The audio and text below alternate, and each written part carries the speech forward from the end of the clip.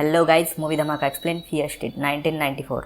कहानी शुरू होती है, हम एक बुक स्टोर का सीन देखते हैं जहाँ पे एक औरत द रॉन्ग नंबर किताब खरीद रही थी। इतने में फ़ोन की बेल बजती है। फ़ोन उठाने के बाद हम देखते हैं कि हीटर किसी दूसरे से बात कर रही थी जो कि उसका दोस्त आरायन था। फ़ोन पे बात चालू होती है, तभी अचानक से लाइन कट होती है। उसे देखने के लिए वो बाहर जाती है, तभी वो इधर उधर देखती है, बाहर कोई नहीं होता है। तो उसके पीछे से साफ़ सफाई करने वाला कर्मचारी जाता है। उसे देख के वो थोड़ा डर जाती है। तभी रायन उसके पीछे से आके उसे डरा देता है और उसे बात करती है कि उसे आज घर पे छोड़ दे, पर रायन उसे मना करता है।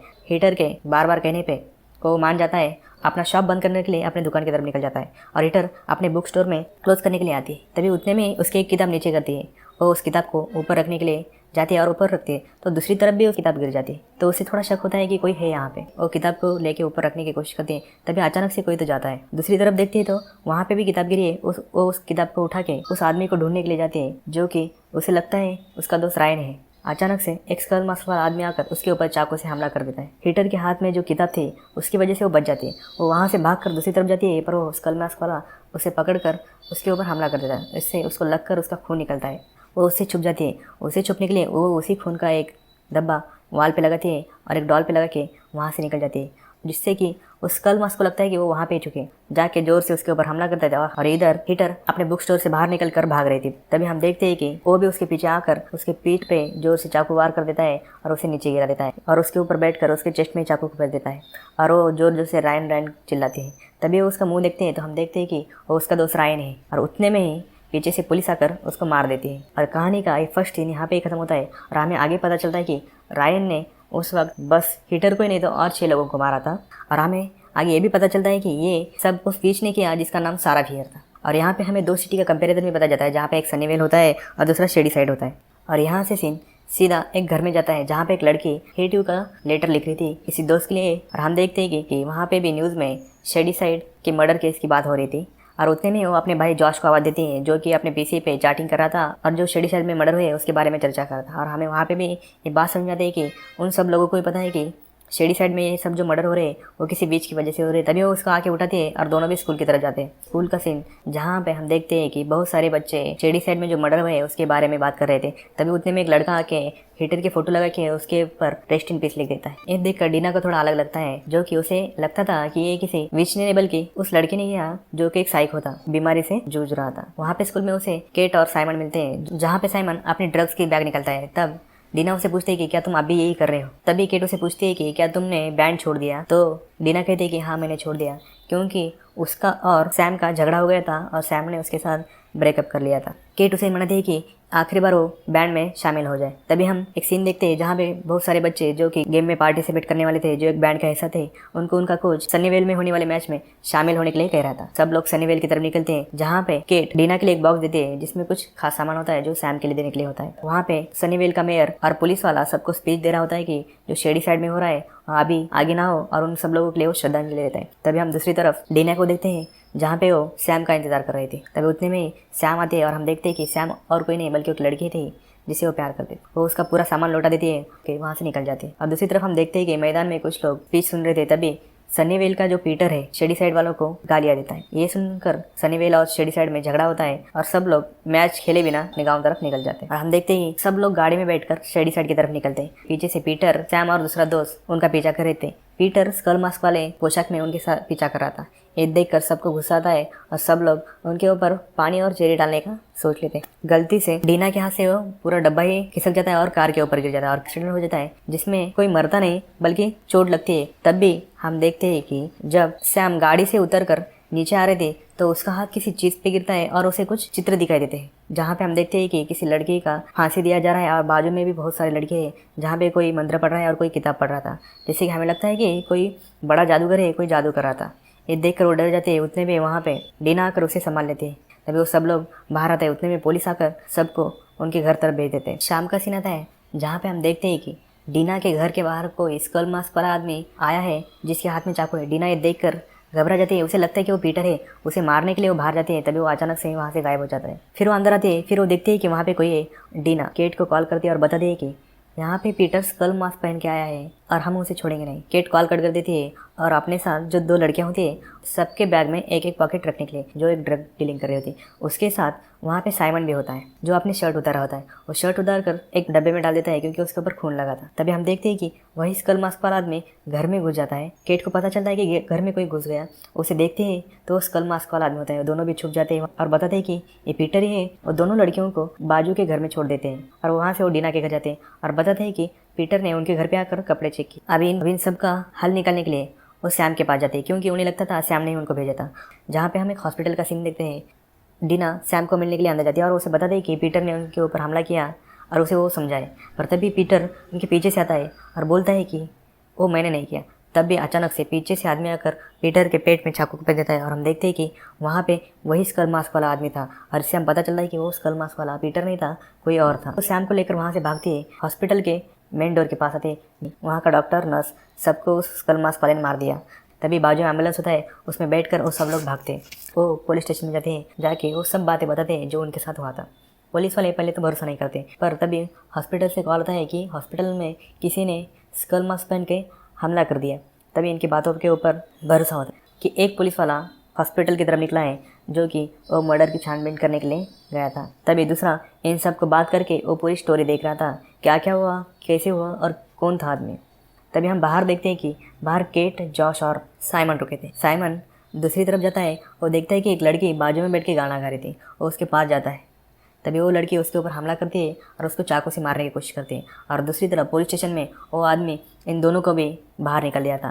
तभी डीना उसका गन निकाल कर वहाँ से भाग आती है। बाहर आने के बाद उनको पूछते हैं कि साइमन कहाँ पे गया।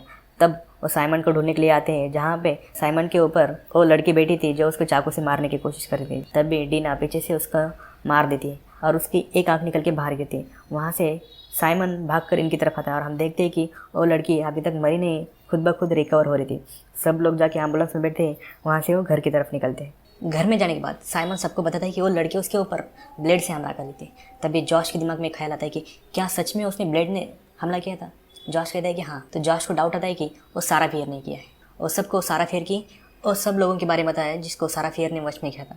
और जिसने साइमन के ऊपर हमला किया था उसका नाम रोही होता है, जो कि कलाई काट के खुद की जान ली थी और एक पार्टी में बहुत सारे लोगों को उसने मार दिया था, जिसको उसी बिच ने अपने वश में कर लिया है। तभी सैम बताते कि जब उसका एक्सीडेंट हुआ था तो उसे कुछ सीन दिखाई देते। सब लोग उसी जगह पे जाते हैं, देखते हैं कि वहाँ पे कुछ हड्डियाँ थी।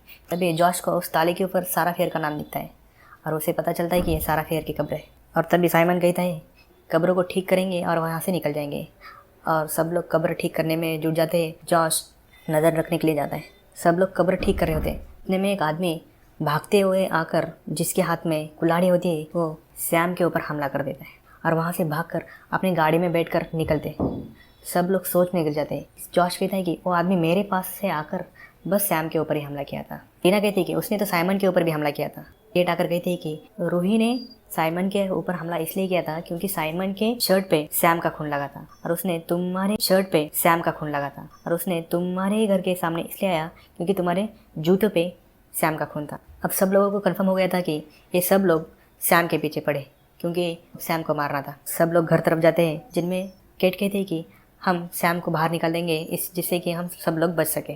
पर डीना इनकार करती है। सब बच्चे स्कूल में जाते हैं। सब लोग खुद की साफ़ सफाई करने जाते हैं, जहाँ पे साइमन अकेला एक रूम में जाता है और केट डर जाती है, इसलिए वो खुद के साथ जॉश को बुला लेती है। दूसरी तरफ हम सैम और डीना को देखते हैं जो एक रूम में गए थे, जहाँ पे हम इन सब में कुछ सीन भी दिखाई देते हैं। बाहर आते हैं और तय करते हैं कि उन सबको चारा बनाएंगे। इसके लिए वो सैम का खून निकाल कर पूरे स्कूल में लगा देते, जिससे कि उस इनकी तरफ अट्रैक्ट हो जाए।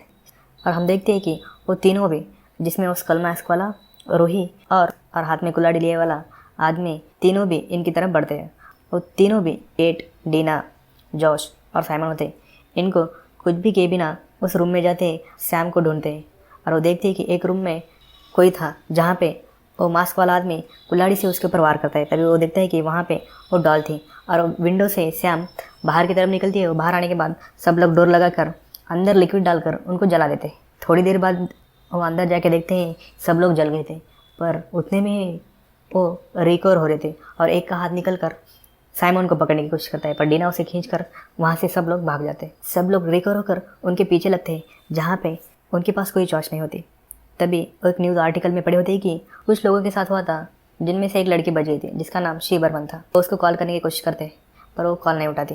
न्यूज़ में एक जगह पे होता है कि वो CPR करके बच गई थी, पर केट और साइमन नहीं मानते। वो कहते हैं कि हम सैम को बाहर छोड़ देंगे तो हम बच जाएंगे, पर डीना नहीं मानती। फाइनली सैम बाहर जाने का सोच लेती और बाहर जाके रुकती। तीनों भी इसकी तरफ बढ़ रहे होते। केट का और साइमन का मूड चेंज होता है और दोनों भी साइमन को अंदर खींच लेते और उसको बताते हैं कि उसको बचने का एक रास्ता है, जिसका एक ही उपाय है, उसका CPR करेंगे। एक प्लान बताते हैं जिसमें वो कहते हैं कि सैम को मार देंगे फिर जिंदा करेंगे। तब डीना कहती है कि कैसे। साइमन बताता है कि कुछ साल पहले उसका भाई भी ड्रग्स की गोलियां लेके 10 सेकंड के लिए मर गया था और बाद में जिंदा भी हो गया था। वो उसका पूरा प्लान बताते हैं जिसमें ड्रग्स के 3 डोज होते हैं और EpiPen भी बताते हैं जिससे कि सैम जिंदा हो सके। सब लोग साइमन के स्टोर में जाते हैं। डीना सैम को संभालती है जो कि उसको डोज देती रहती है और केट, साइमन, जॉश तीनों भी सैम का खून लगाकर और अपनी तरफ खींचने का काम करते हैं। सैम पहला डोज लेते हैं, उसे कुछ चक्कर आने लगते हैं। हम देखते हैं कि और तीनों भी मॉल में आ गए और सैम को ढूंढना चालू कर दे। वो एक एक करके उन सब लोगों को इधर उधर घुमाते हैं, पर फर्स्ट में केट उनके हाथ लगती है, जिसमें केट को एक ब्रेड काटने की मशीन में डालकर उसे मार देते। तभी रूही साइमन को पकड़ लेती है और इसके ऊपर हमला करती है। साइमन उसे बच के निकलता है, जहाँ पे देखते हैं कि उसे आगे जॉश मिलता है।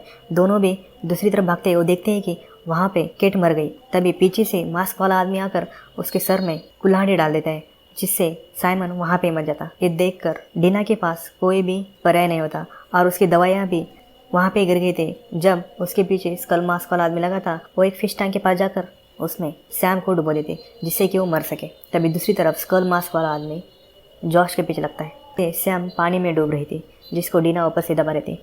उतने में ही सैम की जान जाती है और इधर जॉश बच जाता है। जॉश देखता है सैम की जान चली जाती है, जिससे कि ये तीनों भी लोग वहाँ से गायब हो जाते हैं। डीना उसे बाहर निकालती है और उसका CPR करना चालू करती है। थोड़ी देर बाद सैम जिंदा हो जाती है। वहाँ से वो घर जाते हैं। वो काफ़ी खुश होते हैं। तभी कॉल आता है। कॉल पे शी बर्मन होती है और वो इनको पूछती है कि तुम अभी तक जिंदा हो। तो डीना कहती है कि हाँ, हमने उसे मार गिराया। पर शी बर्मन कहती है कि तुमने उसे मार नहीं गिराया, क्योंकि वो मरती नहीं, वो दोबारा तुम्हारे पास आएगी और तुमको मार देगी। तभी हम देखते हैं कि पीछे से सैम आकर डीना के ऊपर हमला कर दिया और उसके हाथ में एक चाकू था, जो कि उसने डीना के पेट में कुपेल दिया था। डीना वहाँ पे गिर जाती है। जो शी बर्मन ने कहा था वो बात सच हो रही थी, क्योंकि सारा फियर ने अब सैम को अपने वश में कर लिया था और वो डीना को मारना चाहती थी। दोनों में झगड़ा होता है। वहाँ से सीन जॉश के पास जाता है, जहाँ पे वो अपने पीछे भी लगा हुआ था। तभी उसके कंधे पे कोई हाथ रखता है। वो पीछे देखता है तो डीना खुद से लथपथती। दोनों भी ऊपर जाके देखते हैं, जहाँ पे वो सैम को वायर में बांध कर वहाँ पे रख देते और वो डीना को मारने की पूरी कोशिश कर रही थी और डीना को मारना ही उसका मकसद बन गया, ऐसा लग रहा था। सीन में हम आगे देखते हैं, जहाँ पे डीना और जॉश एक जगह पे बैठकर वो कहानी सुन रही थी, जिसको एक लड़की सुना रही थी। वो एक कैंप के बारे में बताती। तभी कहानी यहाँ पे ख़त्म होती है, जहाँ पे हमें कुछ सीन दिखाई देते हैं जो आगे आने वाले स्टोरी के बारे में होते हैं। वो लड़की इन्हें बता रही थी कि कैसे ये लोग बच गए थे और इसी के साथ ये कहानी यहाँ पे ही ख़त्म होती है।